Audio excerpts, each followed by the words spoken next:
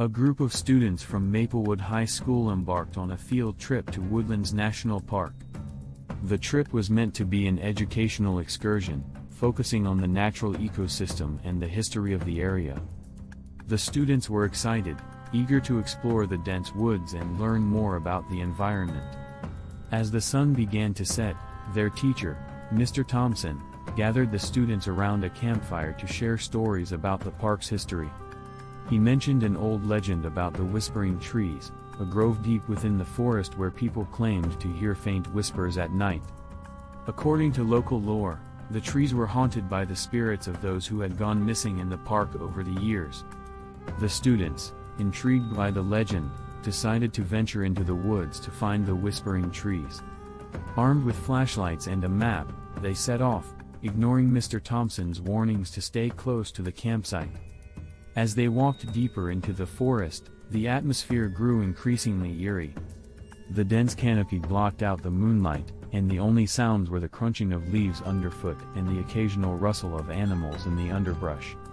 After what felt like hours, they finally reached the grove. The trees stood tall and imposing, their branches swaying gently in the breeze. The students stood in silence, listening for the whispers. At first, they heard nothing. But as they stood there, the air grew colder, and faint whispers began to surround them. The whispers were soft at first, barely audible. But they grew louder, more insistent, as if the spirits were trying to communicate. The students looked at each other in fear, realizing they might have made a terrible mistake. Suddenly, one of the students, Emily, felt a cold hand brush against her arm. She screamed, and the group quickly turned to leave the grove. As they hurried back to the campsite, the whispers followed them, growing louder and more desperate. By the time they reached the campfire, they were all pale and shaken. Mr. Thompson, seeing their terrified expressions, immediately called off the trip and had everyone pack up to leave. The students never spoke of what happened that night, but they all knew they had encountered something beyond explanation. The legend of the Whispering Trees remained etched in their memories, a chilling reminder of the dark secrets hidden within Woodlands National Park. Greenwood Middle School organized an overnight camping trip to Woodlands National Park. The students were thrilled at the prospect of spending a night under the stars, roasting marshmallows, and telling ghost stories around the campfire. Among the group was a curious and adventurous student named Jack. Jack had always been fascinated by the stories of the park's mysterious disappearances. He had read about a hiker who had gone missing in the park years ago, never to be found. Determined to uncover the truth, Jack decided to venture out on his own after everyone had gone to bed. He grabbed his flashlight and set off into the woods, following the old hiking trail mentioned in the stories. The night was dark and silent, with only the occasional hoot of an owl breaking the stillness.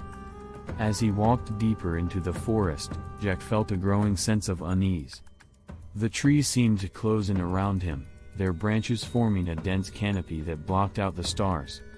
After an hour of walking, Jack came across an old, overgrown path that led off the main trail. Curious, he decided to follow it. The path was narrow and winding, and Jack had to push through thick underbrush to make his way forward. As he continued, he noticed an eerie silence had settled over the forest. No birds, no animals, just silence. Suddenly, Jack's flashlight flickered and went out. He cursed under his breath and fumbled to replace the batteries. In the pitch darkness, he heard a faint rustling sound behind him. He froze, listening intently. The rustling grew louder, and Jack's heart began to race. He quickly replaced the batteries and turned on the flashlight, pointing it in the direction of the sound. Standing in the beam of light was a figure, barely visible through the dense foliage. It was a man, dressed in old, tattered hiking gear. His face was pale and gaunt, and his eyes seemed to glow in the darkness. Jack's blood ran cold as he realized he was looking at the lost hiker from the stories. The hiker stared at Jack for a moment, then slowly raised a hand, pointing deeper into the woods. Jack, terrified, turned and ran back the way he had come. He didn't stop until he reached the campsite, breathless and trembling. He tried to explain what he had seen, but his words came out in a jumbled mess of fear and confusion. The next morning, Jack led the teachers and park rangers to the spot where he had seen the hiker, but there was no trace of the figure or the overgrown path. The rangers assured him it was just his imagination, but Jack knew what he had seen. The lost hiker's ghost was still wandering the woods, searching for a way out. Riverside High School planned a biology field trip to Woodlands National Park, where students would study the diverse flora and fauna of the area. The group was excited to spend a few days in the wilderness, away from the hustle and bustle of city life. Among the students was a girl named Sarah, who had a keen interest in photography and planned to document the trip. On the second day of the trip, Sarah and her friends decided to explore a different part of the park. While hiking, they stumbled upon an old, abandoned cabin hidden deep in the woods. The cabin was dilapidated, with broken windows and a sagging roof. Despite its eerie appearance, the group decided to investigate.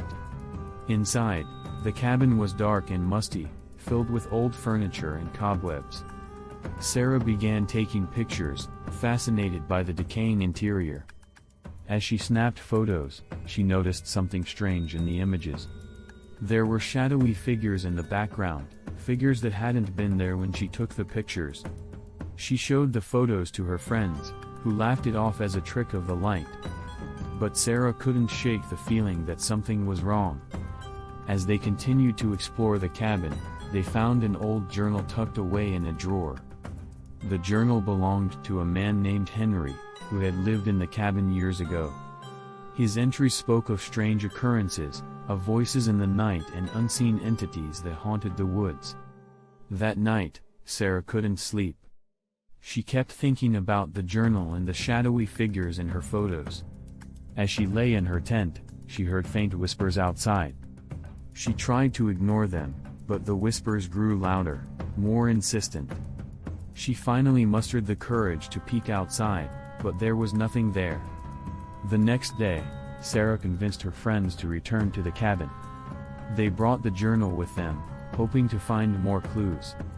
As they read through the entries, they discovered that Henry had disappeared under mysterious circumstances. His last entry spoke of a ritual to appease the spirits of the forest, a ritual he had planned to perform but never did. Suddenly, the air grew cold, and the cabin was filled with the sound of whispering voices. The students looked around in fear as the shadowy figures from the photos began to materialize. They grabbed the journal and ran from the cabin, the whispers following them all the way back to camp. They told their teachers what had happened, but no one believed them. The journal was dismissed as a creative writing project, and the photos were said to be doctored. But Sarah knew the truth. The spirits of the forest were real, and they had angered them by disturbing the cabin. Years later, Sarah returned to Woodlands National Park, determined to lay the spirits to rest. She performed the ritual described in the journal, hoping to appease the entities that haunted the woods. As she finished the ritual, the air grew still, and the whisper ceased. Sarah left the park, feeling a sense of closure but knowing she would never forget the terrifying experience. Lakeview Elementary School often took their students to Woodlands National Park for nature walks and educational activities. The park's vast expanse and rich biodiversity made it the perfect outdoor classroom. One autumn day, a group of 5th graders, along with their teachers, went on a field trip to explore the park's trails and learn about the local wildlife. As they ventured deeper into the park, they came across an old, abandoned playground. The playground was rusty and overgrown with weeds, but the students were intrigued by the swings and slides that seemed to have been untouched for decades. The teachers, feeling nostalgic, allowed the children to play for a while before continuing their hike. One of the students, a boy named Timmy, wandered off to explore the surrounding woods. He stumbled upon an old, weathered sign that read Memorial Playground, in memory of the children. Curious, he called his friends over to show them. The teachers, noticing the sign, grew uneasy and decided it was time to leave the area. As they walked back to the main trail, the air grew cold, and the forest became eerily silent. The students huddled together, sensing something was wrong. Suddenly, the sound of children's laughter echoed through the trees. The teachers tried to calm the students, but the laughter grew louder, more sinister. Timmy looked back and saw shadowy figures of children playing on the old playground. Their eyes were hollow, and their laughter sent chills down his spine. He told his teacher, Ms. Johnson, who turned pale and urged the group to hurry back to the bus. When they returned to the school, Ms. Johnson did some research on the playground. She discovered that it had been built in memory of a group of children who had died in a tragic accident years ago. According to local legends, their spirits still haunted the playground, forever trapped in the place where they had once played. The students who had seen the shadowy figures couldn't forget the experience. They spoke in hushed tones about the haunted playground, warning others to stay away from the old memorial site. The story spread throughout the school, becoming a chilling legend passed down from one generation of students to the next. Years later, the playground was torn down, but the memory of that day remained etched in the minds of those who had witnessed the haunting. The children of Lakeview Elementary learned to respect the spirits of the forest, knowing that some memories are too powerful to be forgotten. If you enjoyed this chilling tale, don't forget to like, subscribe, and hit the bell icon for more horror stories.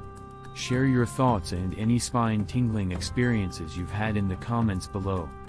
Thanks for watching, and until next time, stay safe and stay curious.